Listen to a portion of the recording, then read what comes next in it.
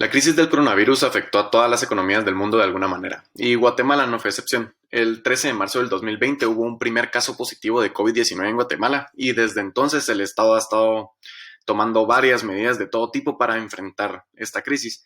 El día de hoy les voy a hablar acerca de las políticas monetarias y fiscales que utilizó el gobierno de Guatemala para enfrentar económicamente la crisis del COVID-19 y a su vez lo que le espera al país en los próximos años. En primer lugar, nosotros sabemos que el gobierno de Guatemala realizó un préstamo por emergencia que fue aprobado por la Junta Monetaria y posteriormente por el Congreso de la República por un monto de 11.5 millardos de quetzales. Este dinero se utilizó para realizar transferencias monetarias a personas supuestamente necesitadas y también para incrementar el gasto público, donde alguna parte del dinero fue dirigida a salarios y otra a hospitales. Esta inyección monetaria se puede ver representada gráficamente de la siguiente manera. Aquí podemos ver las curvas de demanda y oferta monetarias. A su vez, se puede ver que cuando se aplica una política monetaria en la cual se inyecta dinero a la economía, se desplaza la oferta monetaria a la derecha. Por consecuencia, podemos ver que la tasa de interés disminuye y por ende aumenta la demanda monetaria. Aquí pasamos a ver una gráfica keynesiana en la cual se puede apreciar que debido a la pandemia el mercado se encuentra en el punto donde ahorita cruzan la oferta agregada y la demanda agregada. Luego está el punto de pleno empleo, que es el punto en el que quisiéramos que estuviera la intersección, ya que en ese punto todas las personas estarían empleadas, habría un aumento en el consumo y un aumento en la inversión. Los keynesianos argumentan que esto se arregla fácilmente con un aumento en la masa monetaria, que es lo que vimos que hizo Guatemala. Según los keynesianos, al aumentar la demanda monetaria, también se aumenta la demanda agregada.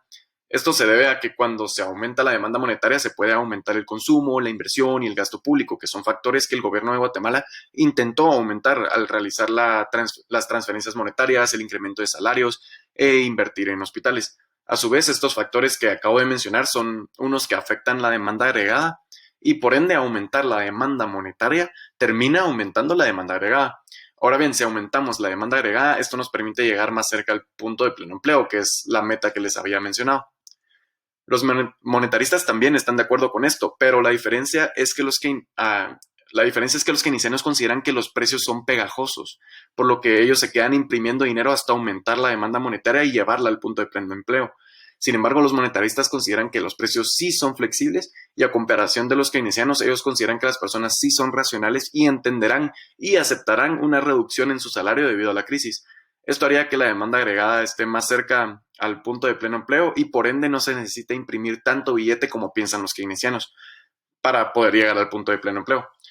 Por eso los monetaristas con esto consideran o dicen que se necesita poca política monetaria, manteniéndose siempre en una meta establecida que está entre el 3 a un 5% de inflación anual. Mientras tanto, los keynesianos lo que dicen es que se necesita imprimir dinero sin límites hasta que se llegue al punto de pleno empleo. Si pasamos a ver la tasa de inflación interanual del 2018 al 2021 de Guatemala, podemos ver cómo desde septiembre del 2020 la inflación se encuentra fuera de meta, sobrepasando el 5%. Esto demuestra que el Banco de Guatemala dejó sus políticas monetarias y empezó a aplicar una política keynesiana, provocando la salida de la meta de inflación debido a la gran inyección monetaria que hizo. Otros resultados que generó el préstamo que hizo el Estado de Guatemala es cómo redujo la tasa líder de 2% a un 1.75%. Esto se puede ver fácilmente en la gráfica inferior izquierda, donde cuando aumenta la masa monetaria, esto hace que baje la tasa de interés y aumente a su vez la demanda de dinero. Esta reducción en la tasa de interés, como se puede ver en la gráfica de a su derecha, provoca un aumento en la inversión, la cual finalmente en la gráfica de arriba se puede ver que como este incremento en la inversión hace que el PIB finalmente suba. Esto es lo que los keynesianos querían hacer principalmente, aumentar la masa monetaria para finalmente parar aumentando el PIB.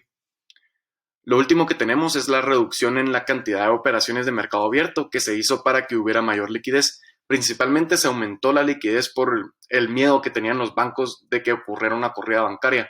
Sentían que en cualquier momento la gente se asustaba por la crisis y sacaba su dinero del banco. Sin embargo, este aumento en liquidez de los bancos provocó una caída en el índice mensual de la actividad económica, que es lo que podemos ver en esta gráfica. Y tiene sentido porque mientras más ilíquido sea el sistema, esto quiere decir que hay más dinero en las manos del público. Sin embargo, como son los bancos los que empezaron a aumentar en liquidez, el banco ahora era el que tenía más dinero en sus cuentas, por lo que es razonable que el IMAE haya bajado. A su vez, el PIB cayó a un menos 1.5% por lo mismo.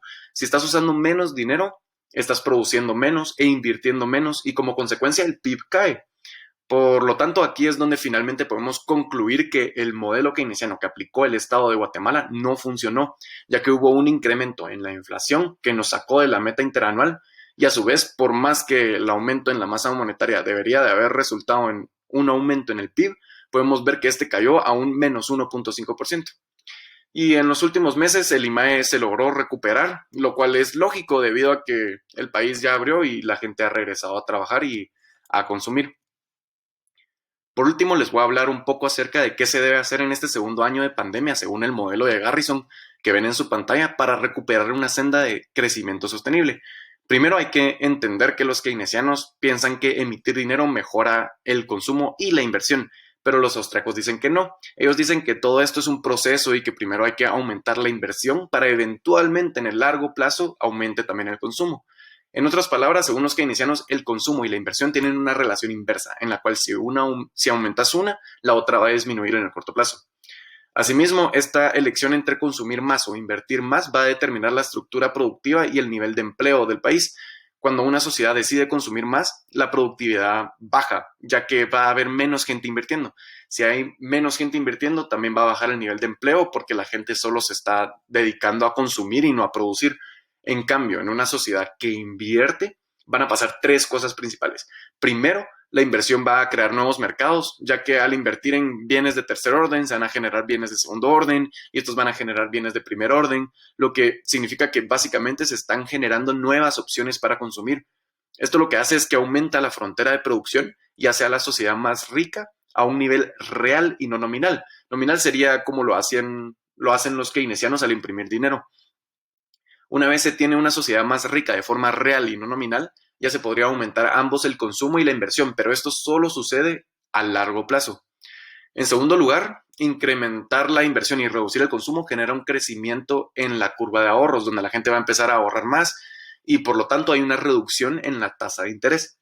Y en tercer lugar, en el mercado laboral, debido a la reducción en el consumo, hay una caída en la demanda laboral. Esto tiene bastante sentido, ya que si te dedicas a invertir, el consumo cae y por ende cae la demanda laboral, ya que ahora se necesitan menos empleados para satisfacer la demanda que también es menor. Esta es una gran diferencia entre los keynesianos y los austriacos. Los keynesianos dicen que al aumentar la inversión generas más empleo y los austriacos dicen que sí, pero solamente en el largo plazo. En el corto plazo la demanda laboral va a caer. También es importante entender que esta caída en la demanda laboral no causa desempleo, sino que solo una reducción en el salario, ya que los austriacos piensan que las personas son razonables y preferirían reducir su salario a no tener empleo. Por lo tanto, lo que podemos ver con esto es que, según los austriacos, lo que Guatemala debe de hacer es tener una sociedad que se enfoque en incrementar la inversión y no el consumo. Ahora, ¿cómo se puede hacer esto? Lo primero que hay que hacer es volver a los niveles de inflación que teníamos antes, volver a la regla monetaria de Friedman, donde hay una meta de inflación, y en segundo lugar se debe promover la inversión. Para poder aumentar la inversión hay que crear incentivos, como por ejemplo la reducción de impuestos o la reducción de la intervención estatal, donde las empresas podrían ir a pelear en el libre mercado. En el corto plazo la gente reduciría su consumo y empezaría a invertir y luego ya en el largo plazo se vería que aumentan ambos, la inversión y el consumo, debido a que ahora la sociedad sería más rica con salarios reales más altos.